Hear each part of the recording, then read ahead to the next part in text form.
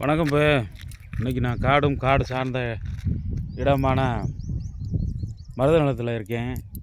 வயல் சார்ந்த இடமும் பின்னாடி காடு சார்ந்த இடம் இருக்கும்.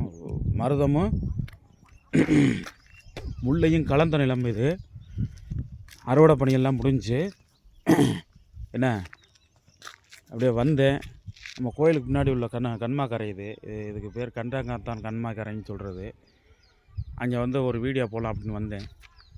பாருங்கள், வெறும்